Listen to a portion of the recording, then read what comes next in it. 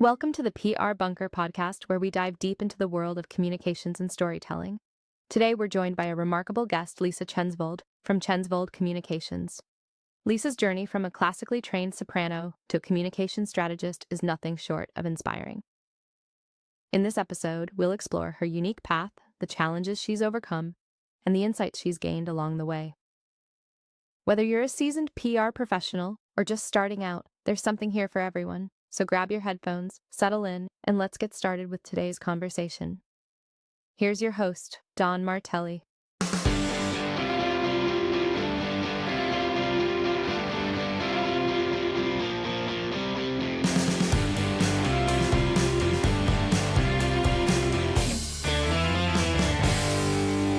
What's up, folks? Welcome back down here to the PR Bunker. I'm a little excited today. Outside of just speaking to my new friend Lisa from Chensvold Communications, it's Friday, it's sunny. I got a Celtics game tonight. I'm all full of piss and vinegar, if you will. But I'm really excited to speak to Lisa today, we come from the same world a little bit. We kind of bleed over, but not. But my conversations with her has been fantastic, learning a lot. Looking forward to us continuing to build our relationship. And us communicators are really in front of the microphone. And I think it was Queen Lisa's time to be here at the PR Bunker and talk about her work. Thanks for joining me. I'm happy to be here. Thanks for having me, Don. You're welcome. You're welcome. So I'm a firm believer that everybody's story is, it does this, more tentacles and everything else. But I always start these conversations out with, like, how'd you get here? Clearly, unless you were born, you were deciding to go into communications and nonprofit, that's one thing. But how'd you get to where you are today? Tell us your story. Okay, mine is a classic topsy-turvy, nonlinear story. So I actually, I went to college to study music. I am a classically trained soprano. I'm a singer, and I did my undergrad. And when I was going to graduate school, I didn't know if I wanted to be a performer and get a master's degree in performance, or be a scholar of music and be a musicologist. And so I went to a PhD program in musicology because I figured I could be a musicologist and still do some singing. It's hard to be a musicologist on the side as a hobby. It's a little bit more intense than that. So that's what I thought I was going to do. I thought I was going to be a professor and poking around archives and studying 17th century opera, and was a lot of the way through my PhD. I was working on my dissertation, and, life gets in the way. Life things happen that aren't related to your trajectory, but helped me to reassess some things and think about what was really important to me and what was working for me. And I loved the work, but not enough is the final answer. And somebody said to me, if you can imagine yourself doing anything else and being happy, because it's a hard road, getting tenure, all that stuff, the politics and where you live and all that stuff, you should do that. And so I said, you know what, I'm going to walk away from this hardest thing to quit that I ever did. And I did. And took me a long time. It was not a fun experience to kind of figure out what was right for me, what was next for me. Knew I was an excellent writer and editor and had a good way of seeing like how information works together and connecting dots, and just had a job just to pay the bills at an Institute for Global Health and Infectious Disease at University of North Carolina at Chapel Hill, and started doing communication stuff and started helping them like with their scientific presentations and how to make them look good and sound good, and started working on the website and just worked my way in, and people gave me a chance. I found mentors on campus who worked with media, and started building a career there, and got to work on a huge global groundbreaking study on HIV prevention, and was in Rome at a big press conference, and just got thrown into it and learned on the job. And here I am 20 years into my career. Wow. When did you wake up one morning and you said to yourself, I want to do this for myself and create my own agency and do what I'm, Yeah. What's that moment like? What was it like?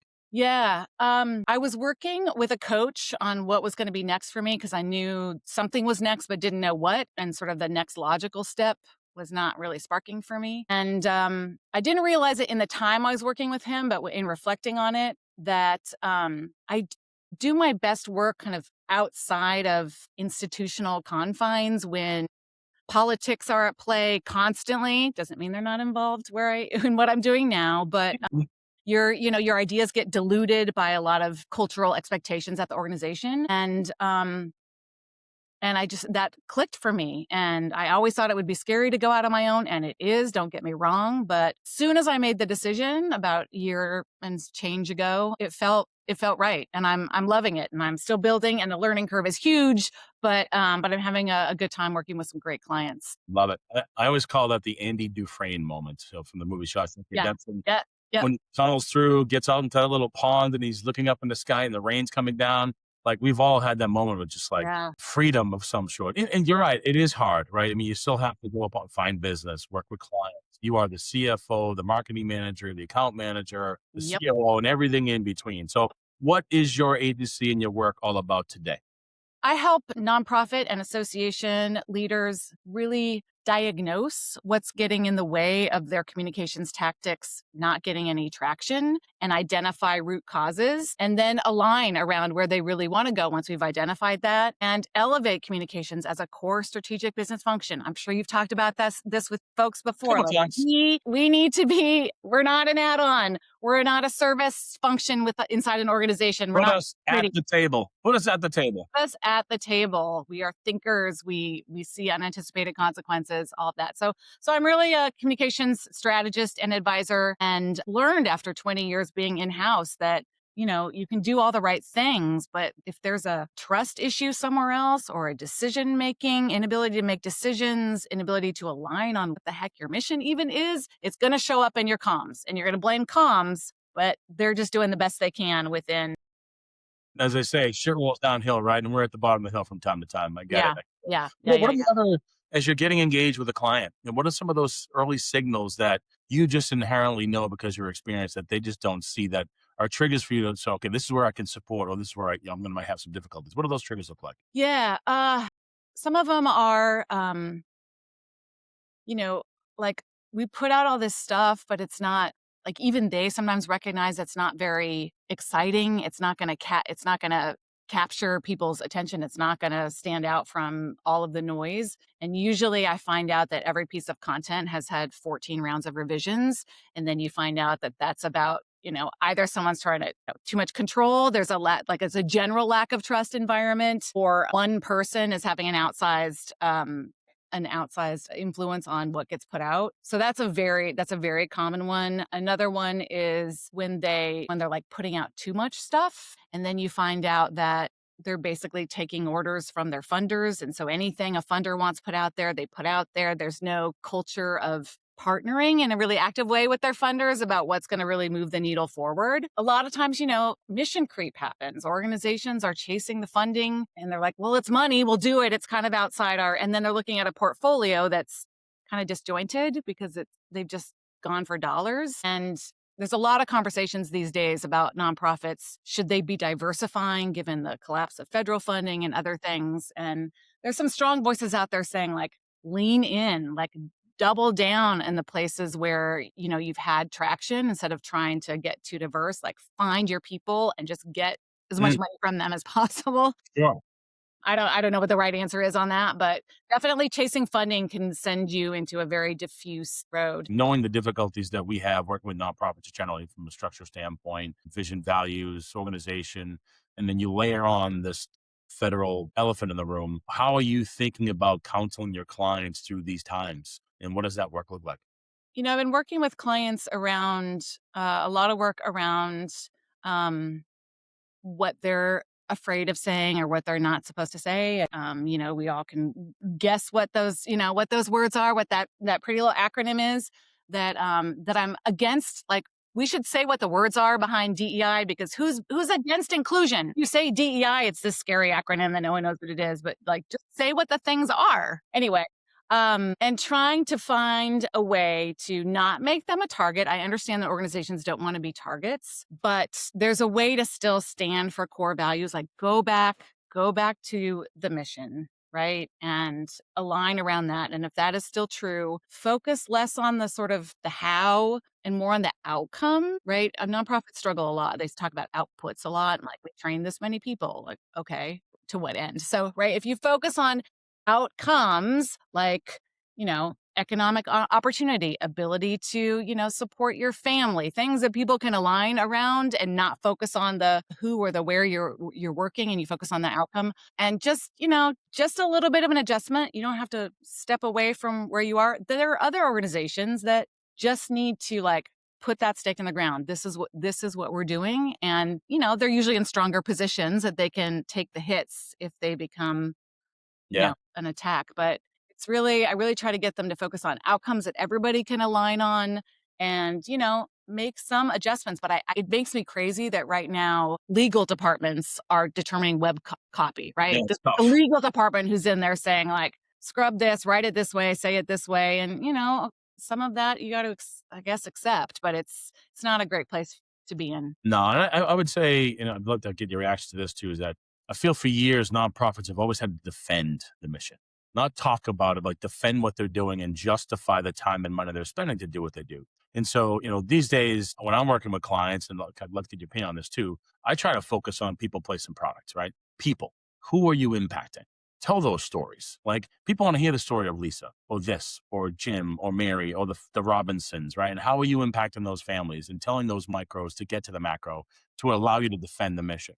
The place is like, what health and human services, children, families, underrepresented communities, DEI, go down the line. And product is delivering the mission in the way that you do it, right? And it's easy to speak to those words, but as you know, as a communicator, getting in and finding those stories is like Fight Club because they're so focused on, to your point, the higher level, focus on the mission, throw the data out the world, see if it sticks. So, how do you train those old dogs?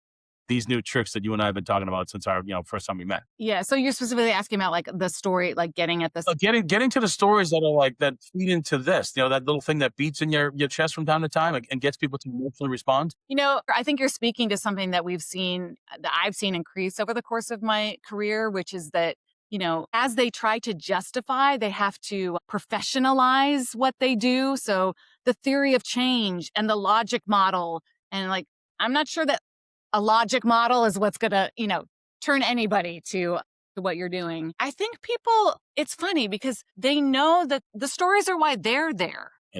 Right? And so bridging that from why are you here? Why do you think someone else is going to join you on this journey is to tie it back to what keeps you here every day. Oh, well, I worked with this, client over here and they're doing this. Okay. But that's been helpful.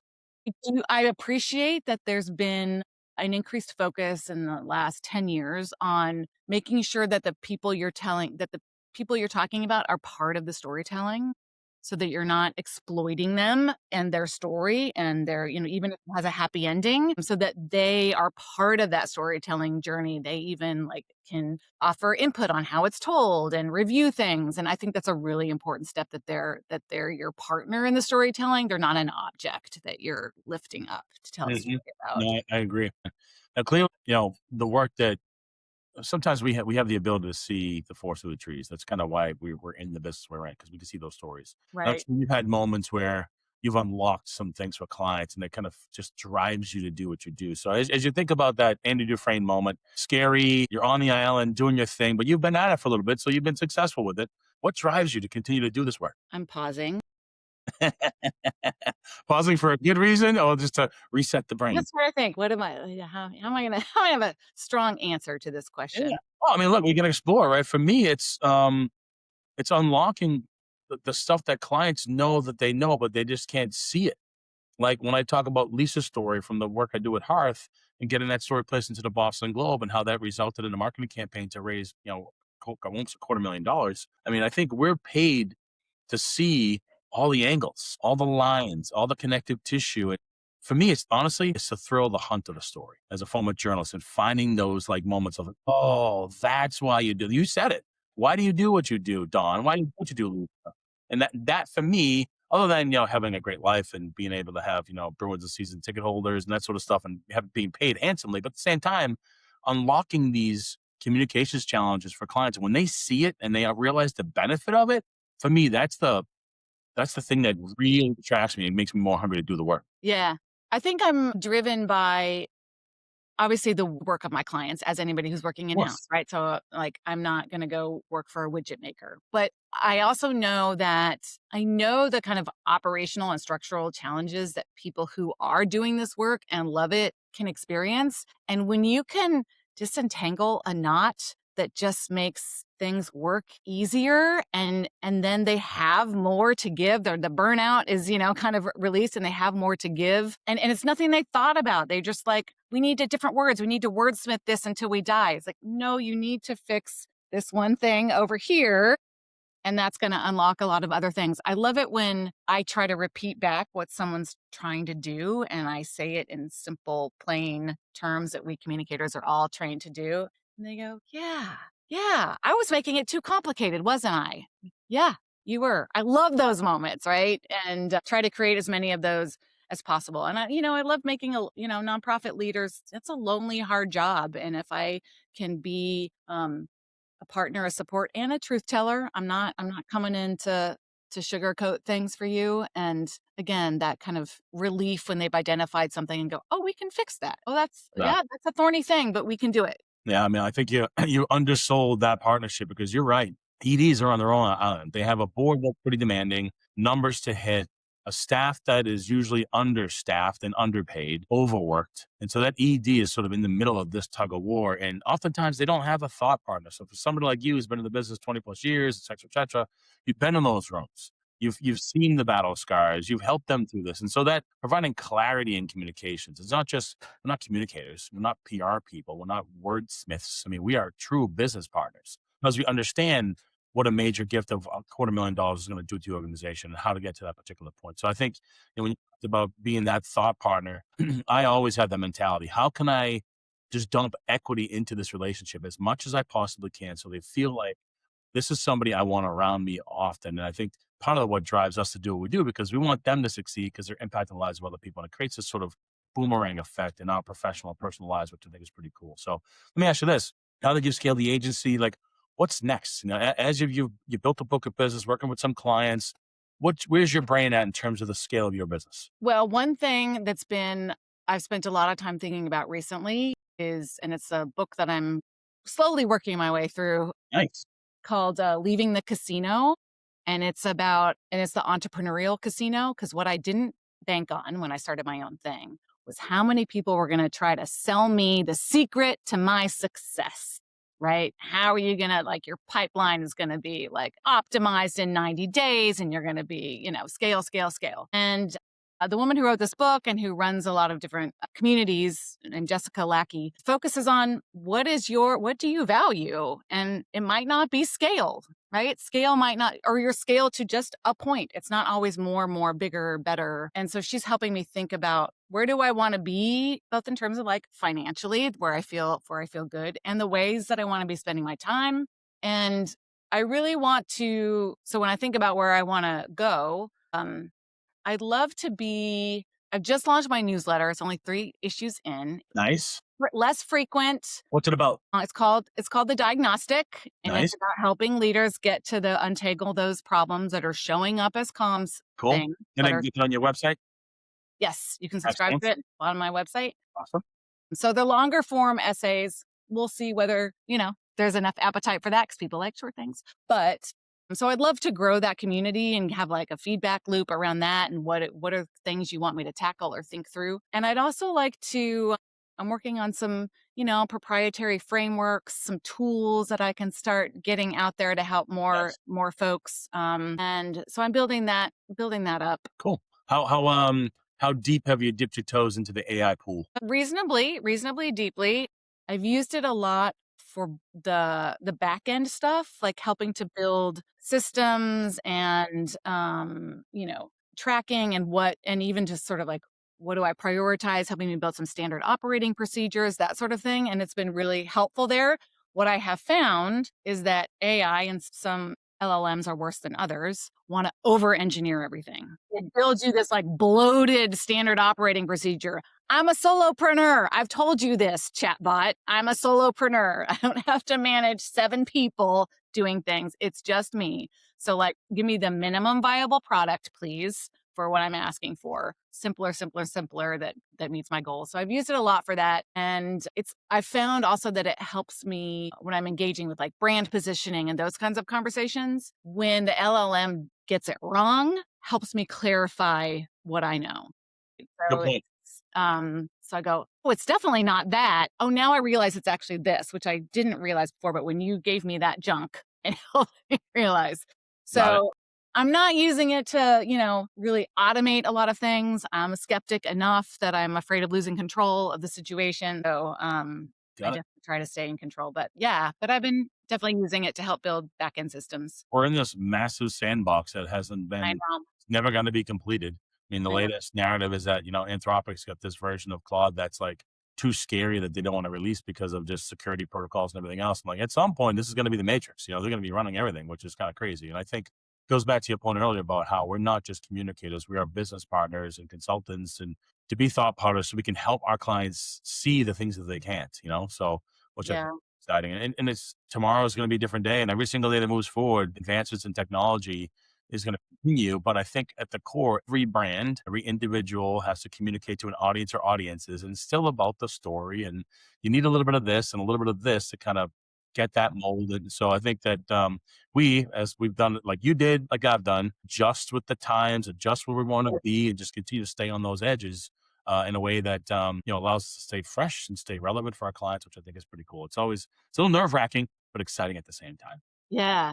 Yeah, I'm working with a client, or internally, and they're working on their AI transformation, and so I'm communicating about that to internally, and one thing I keep thinking is, it's good to have a plan and a goal and a vision for how this is gonna work, but for anybody who claims that they know exactly where this is going and how Oh, it's wait. going is lying, and I think it's okay to be transparent in that point and say, look, we're all on the leading edge of something that we don't fully Yeah. know how to. I've heard this saying of today is the worst day AI will ever be because tomorrow will be better. And it just goes on and on and on. I'm like, all right, well, like, yeah, I think the people that probably know where it's going are the folks that are designing these systems, but even then they don't know where they're going. At least they're on Yeah, the end of that. Me, I'm on the bull, strapped in, just riding the thing as yeah, much yeah, as yeah. I possibly can. So have you found in your career and sort of the things that you know now about the work that you're doing and the passion and the focus and everything, what are some of the things you wish you knew then when you were going through the pipe to get to this particular point? Like, what are those like mistakes you've made, things you've learned? Oh man, if I only knew this, I'd be X. Clearly, mistakes happen and you learn from those things. But what are some of those things if somebody's not like us who's thinking about going through the pipe and going on their own? What are some of the things that you wish you would do from day one? They're less about the PR work itself and more just about being in a career, really. Okay, cool. What are they? One of them is um, that you have to tell people what you did, right? You can't just assume that your good work is noticed. You have Especially to as tell people. communicators, we're the Wizard of Oz behind the I screen. know, I know. You have to market yourself. You need to know how to be a relationship connector and within organizations. And that whole thing of, I've never been good at, or I wasn't good at for a long time, of having a good idea and recognizing that this person needs to think it's their idea for it to happen. And it took me That's a a long skill. time to accept that that was true. And when I accepted that it was true, I got a lot more things done that I thought needed to be done. And that's a skill to kind of bring someone to the conclusion that you want them to come to. And I spent a fair amount of time beating my head against the wall before I figured out what that was. Yeah, man, I always say that outside of us being communicators and business partners, we're inceptors. Our job is to plant those seeds, and by the time the language comes all the way full circle, the ED's like, "Hey, I've got this idea. We talked about nurtured." And like, absolutely, because if they buy in on the things you're feeding them, that's all good. Because that way, when they get your invoice, they see, oh, I need to pay my partner versus pay a vendor. There's just some connection that you have with them. So I agree. I think that we farm the ideas, we plant the seeds, we nurture them, work around the kinks and everything, pluck the weeds when we have to. I mean, it's all of that. And I think it's that challenge. There's a playbook for all this, but every client has their own words. Like if an ED is in the job for 6 months, it's one thing, but ED's been in the job for 25 years. It's a whole different ballgame. Whether you're dealing with children or hunger or water or the economy or the climate. I mean, there's so many cross sections of all this. I think it's kind of what drives us to go find the story as communicators, right? And dig into what those stories are. Yeah. So it's good stuff. Good stuff. So if people want to learn more about your agency, the work that you do, interested in hiring some talent like yourself, where can they find you? You can find me on my website, which is chensvoldcommunications.com. And there you can also subscribe to The Diagnostic. Please subscribe, check out my newsletter. And then I'm also on LinkedIn as me, Lisa Chensvold. I'm easy to find. How often that newsletter, how often does it go out? It's about every 3 weeks. Got it. And how long of a read is it? I mean, like Minutes? 900 words, Quick. 800, 900 words. Not that long, but it's not. Any previews to stuff that's coming down the pike content-wise from you? Teasing out the book at all? Yeah, I have something coming up to get people to be outcome focused with their communications, which is to think really about what would it look like when your communications are working well. And I don't just mean our stuff looks good, it sounds good. I mean, as an organization, as your nonprofit, what does it look like when comms is operating well? Cool. Well, what does it look like? Answer the question. Well, maybe you don't want to give away the secret sauce. Give away the secret. That's all. Not just one answer, right? It's going to be different. You ask yourself. Solid. But I think I love where you're headed with that, because oftentimes the work that we do is intangible, right? I can see an article in the Boston Globe. That's typically why when I get media placed, I turn that into marketing content, direct that at donors for gifts. That's a tangible figure. But oftentimes when a executive director goes into a meeting room with a potential donor and they're using talking points that you've crafted, that's intangible, right? Until maybe the donor gives a couple bucks, but we work in this squishy Wizard of Oz behind the curtains place. And it's kind of the reason why we love defending and protecting our work, but by way of good counsel, good partnership and everything else. So it's always a challenge every single day, but also from my perspective, kind of why it drives me. So it sounds like you're the same. So again, website address one more time. Where can they find you? chensvoldcommunications.com. Excellent. And That's LinkedIn. ENS as in superstar, E as in victory, OLD, communications.com. Yep. Fantastic. That's it. It's been one great getting to know you. Congratulations on getting through the Andy Dufresne and making it. I Yep. look forward to reading the book, subscribe to the newsletter, and let's keep the conversation rolling. I appreciate you being here at the PR Bunker. All right. Thanks for having me. I enjoyed it. Have a good weekend. Absolutely. Have a good week. It's Friday. It's 65 degrees out here in Boston. So it's going to be party time, as we'd say. Anyways, pleasure to have a conversation. Thanks for being here. I'll talk to you soon. Thanks for tuning in to the PR Bunker podcast, where we go beyond the headlines and into the trenches with founders, builders, and operators making real moves. This show is brought to you by the PR Bunker, a strategic communications agency helping mission-driven and impact-focused organizations cut through the noise and tell stories that matter. Want to learn more? Head to prbunker.com and subscribe to the Bunker Briefing, our monthly email newsletter packed with a 45-second read that's stacked with value. We're talking practical PR and communications insights, networking tips, and strategies to help you navigate the moments that matter. If you enjoyed this episode, be sure to subscribe, leave a review, and share it with someone who needs to hear it. We've got more raw, real conversations on the way. So stay locked in. Until next time, keep building, stay resilient, and remember, momentum favors the bold.